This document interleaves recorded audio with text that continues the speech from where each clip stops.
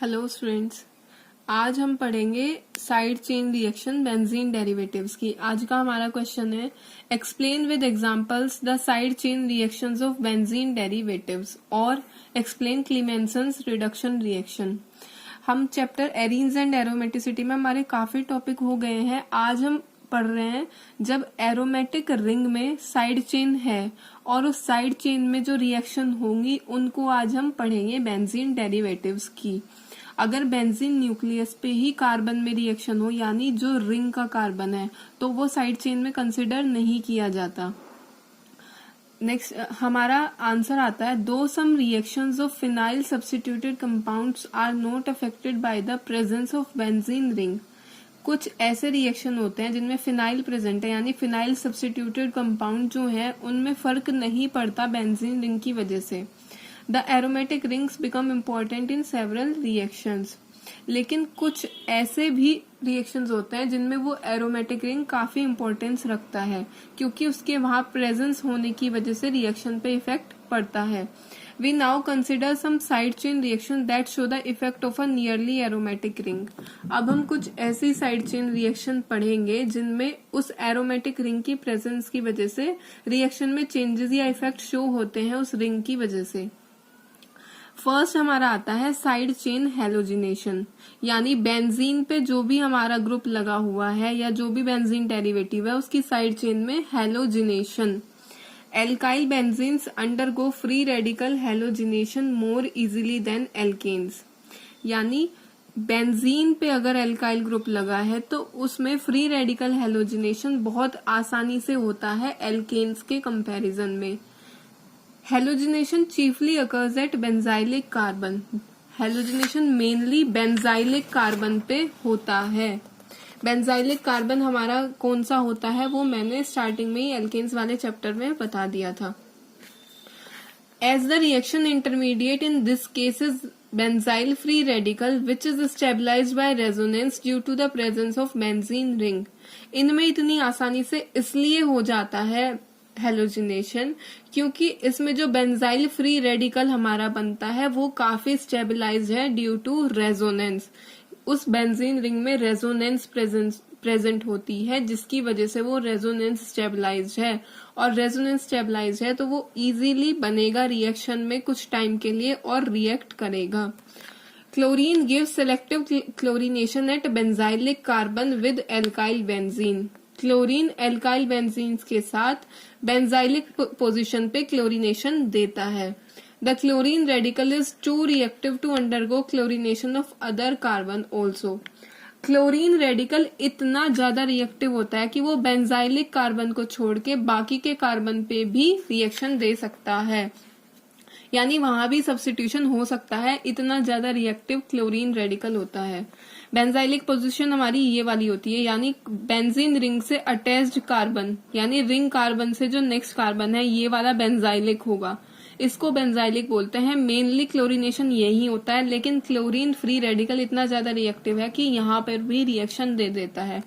Reaction हम अपनी देखते हैं C6H5CH2CH3 यानी इथाइल बेंजीन ये हमारे पास है। Cl2H सनलाइट की प्रेजेंस में क्लोरीन हमने पास कराई तो क्या हुआ, हमारे दो प्रोडक्ट बने। एक तो बना बेंजाइलिक पोजीशन पे क्लोरीन आ गया, बेंजाइलिक पोजीशन पे Cl आ गया, H हटा Cl आ गया, और एक में हमारा नेक्स्ट वाली पे आ गया यानी CH3 में से यहां से H रिमूव हुआ और Cl आ गया यानी Cl ने H को रिप्लेस कर दिया।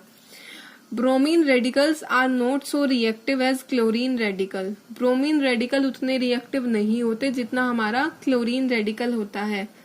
And moreover bromination is more selective than chlorination, और ब्रोमिनेशन क्लोरीनेशन से भी ज्यादा सेलेक्टिव है यानी कि वो सिर्फ बेंजाइलिक पोजीशन पे होता है।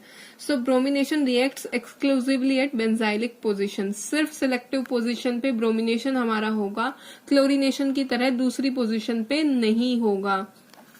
C6H5CH2CH3 इथाइल बेंजीन हमने लिया, ब्रोमिनेशन कराया सनलाइट की प्रेजेंस में, तो क्या हुआ, बेंजाइलिक पोजीशन पे Br का अटैक हो गया, यानी Br ने इसका हाइड्रोजन रिप्लेस कर दिया। 100% ईल्ड है प्रोडक्ट की, काफी सिलेक्टिव प्रोडक्ट है, सिर्फ बेंजाइलिक पोजीशन पे होगा, ईल्ड भी बहुत अच्छी है।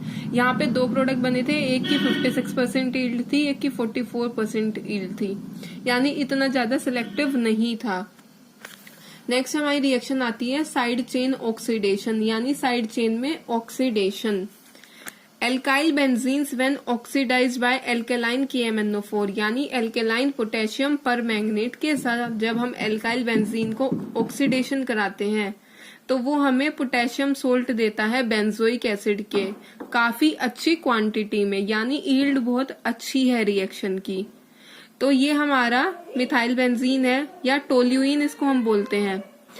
बेंजीन रिंग पे CH3 लगा है, ये टोल्यूइन है। रिएजेंट कैटलिस्ट हमने KMnO4 को हमने ऑक्सीडाइजिंग एजेंट लिया है, एल्कलाइन लिया है तो OH निगेटिव बेसिक मीडियम में हीट कर दिया। सेकंड है हमारी एसिडिक हाइड्रोलिसिस। अब हमारा जो प्रोडक्ट हमें मिलता है वो मिलता है C6H5COOK, यानी पोटेशियम का सोल्ट, किसका, बेंजोइक एसिड के पोटेशियम सोल्ट। अगर ये COOH हो जाए तो ये बेंजोइक एसिड बन जाएगा, ये लेकिन H की जगह K है क्योंकि पोटेशियम सोल्ट हमें मिला है। 100% इसकी ईल्ड है, काफी अच्छी क्वांटिटी में हमें ये मिलता है। An important characteristic of side chain oxidation is that it occurs initially at the benzylic carbon. Alkyl groups longer than methyl are finally degraded to benzoic acid. यानी इस रिएक्शन की खास बात ये है कि सिर्फ बेंजाइलिक कार्बन पे ही हमारा ऑक्सीडेशन होगा। उसके आगे अगर सपोज करो हमारे पास ये टोल्यूइन ना हो के यहाँ CH2 CH3 होता, तो जो CH2 होता वो हमारा बेंजाइलिक कार्बन होगा, सिर्फ वहीं पे ही ऑक्सीडेशन होगा, COOH बन जाएगा, बाकी की जो चेन है वो टूट जाएगी, अलग हो जाएगी, लेकिन लंबे वाला बड़ा एसिड नहीं बनेगा, सिर्फ बेंजाइलिक ही बनेगा, यानी बेंजोइक एसिड मिलेगा। तो अगर हमारी चेन बड़ी भी है तो सिर्फ बेंजाइलिक पोजीशन पे ऑक्सीडेशन होगा, बाकी की चेन डिग्रेड हो जाएगी। ये हम एग्जाम्पल देख सकते हैं, ये हमारी बड़ी चेन है, यानी एल्काइल डेरिवेटिव है बेंजीन का। लंबी चेन लगी है CH2 कुछ भी हो सकता है, इसका हमने ऑक्सीडेशन कराया, परमैंगनेट ऑक्सीडेशन। ये जो H2O H पॉजिटिव है ये हाइड्रोलिसिस है, एसिडिक हाइड्रोलिसिस, यानी कि सेकंड स्टेप में अगर हम इसको आगे करें तो सेकंड स्टेप में ये लगेगा और ये K की जगह H आ जाएगा, बेंजोइक एसिड में कन्वर्ट हो जाएगा हमारा प्रोडक्ट। तो यहाँ पे भी इन्होंने डायरेक्ट बना दिया प्रोडक्ट, पहले COOK बनता है उसके बाद हाइड्रोलिसिस होके H बनेगा, यानी बेंजोइक एसिड बन जाएगा। पहले बनेगा सोल्ट और उसके बाद कंप्लीट एसिड हमें मिलेगा। तो ये हमने लंबे वाले एल्काइल चेन का ऑक्सीडेशन कराया तो हमें मिला प्रोडक्ट सेम, बेंजोइक एसिड। तो इससे हमें पता चलता है कि चाहे कितनी भी बड़ी चेन क्यों ना हो, सिर्फ जो बेंजाइलिक पोजीशन है उस पर हमारा ऑक्सीडेशन होगा। बड़ी चेन का कोई फायदा नहीं है, कितनी भी बड़ी चेन ले लो वो टूटकर अलग हो जाएगी, सिर्फ बेंजोइक एसिड हमें एज अ प्रोडक्ट मिलेगा। The oxidation starts with the abstraction of benzylic hydrogen by oxidizing agent. इस लाइन का मतलब ये है कि जब ऑक्सीडेशन शुरू होता है तो वो शुरुआत किससे होती है, ये जो बेंजाइलिक हाइड्रोजन है ना, बेंजाइलिक पोजीशन पे जो हाइड्रोजन है उसको एब्स्ट्रैक्ट करता है हमारा ऑक्सीडाइजिंग एजेंट, यानी उसके हाइड्रोजन को हमारा KMnO4 एब्स्ट्रैक्ट यानी खींच लेता है, अपने पास ले जाता है oxidising agent. Therefore, this oxidation is given only by those alkyl benzenes in which benzylic carbon has at least one hydrogen. तो इसका मतलब ये है कि ये वाला रिएक्शन या ये वाला ऑक्सीडेशन सिर्फ वो वाले हाइड्रोकार्बन्स या वो वाली एल्काइल बेंजीन हमारी दे सकती हैं जिनके पास बेंजाइलिक हाइड्रोजन हो। यानी अगर यहाँ पे ट्राई सब्स्टिट्यूशन कर दें, हम एक चेन इधर जोड़ दें एक इधर जोड़ दें और एक भी हाइड्रोजन हमारे पास ना बचे, तो हमें प्रोडक्ट में बेंजोइक एसिड नहीं मिलेगा। सिर्फ वो वाले हमारे रिएजेंट्स या वो वाले कंपाउंड या वो वाले एल्काइल बेंजीन सिर्फ ये वाली रिएक्शन देंगे जिनके पास बेंजाइलिक हाइड्रोजन प्रेजेंट हो।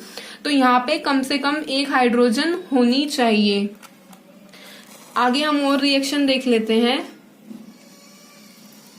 C6H5CH2CH3 यानी इथाइल बेंजीन ली, ऑक्सीडेशन कराया, प्रोडक्ट मिला बेंजोइक एसिड। इस बार हमारा है टर्शरी, यहाँ पे यानी कि एक और CH3 आ गया, आइसोप्रोपाइल बेंजीन है जिसको हम क्यूमीन भी बोलते हैं, उसका ऑक्सीडेशन हम करा रहे हैं। एक हाइड्रोजन है यहाँ बेंजाइलिक पोजीशन पे, कम से कम एक होनी चाहिए, तो हमें प्रोडक्ट में मिल गया बेंजोइक एसिड। लेकिन अगर हमारे पास ऐसा कुछ है जिसकी बेंजाइलिक पोजीशन पे हाइड्रोजन नहीं है तो ऑक्सीडेशन नहीं होगा, बेंजोइक एसिड हमें प्रोडक्ट में नहीं मिलेगा। तो रिएक्शन की ये इंपॉर्टेंट बात याद रखनी है कि बेंजाइलिक पोजीशन पे कम से कम एक हाइड्रोजन होना चाहिए। The oxidizing agent oxidizes the benzylic carbon to a carboxylic group and in the process it cleaves the remaining carbon atoms of the side chain। यानी कि ऑक्सीडाइजिंग एजेंट जो है बेंजाइलिक कार्बन को कार्बोक्सिलिक एसिड में convert कर देता है और जो बाकी की कार्बन की साइड चेन है उसको अलग कर देता है, उसको तोड़कर सेपरेट कर देता है। Alkenyl, alkyl and acyl groups are also oxidised by the hot alkaline KMnO4। यानी एल्किनाइल, ये यहाँ गड़बड़ है, एल्काइल और एसाइल सारे ग्रुप्स हॉट KMnO4 के साथ सेम रिएक्शन देते हैं। नेक्स्ट रिएक्शन आती है हमारी hydrogenolysis of benzyl alcohol. Benzyl alcohol की हाइड्रोजिनोलाइसिस डिटेल में नहीं है, शॉर्ट में पढ़ना है बस। Hydrogenolysis is a process of catalytic reduction. ये एक कैटालिटिक रिडक्शन है जहां पर पहले हाइड्रोजनेशन कराते हैं, यानी हाइड्रोजन का एडिशन कराते हैं प्रोडक्ट को तोड़ने में या प्रोडक्ट का सिंगल बॉन्ड को तोड़ने में। Is used to break a single bond. Lysis मतलब टूटना, हाइड्रोजन मतलब हाइड्रोजन का एडिशन, तो हाइड्रोजनेशन हम कराएंगे, addition of hydrogen to break a single bond, that is a sigma bond. although aliphatic alcohols are inert towards catalytic hydrogenation। जो हमारी aliphatic alcohols होती हैं वो कैटालिटिक हाइड्रोजनेशन नहीं देती, लेकिन benzylic alcohols are reduce to corresponding hydrocarbons. लेकिन जो हमारी बेंजाइलिक एल्कोहल्स होती हैं वो अपने कोरिस्पोंडिंग हाइड्रोकार्बन्स में कन्वर्ट हो जाती हैं इस रिएक्शन के थ्रू। नेक्स्ट वीडियो में हम अपनी रिएक्शन पढ़ेंगे क्लीमेंसन रिडक्शन रिएक्शन। Thank you.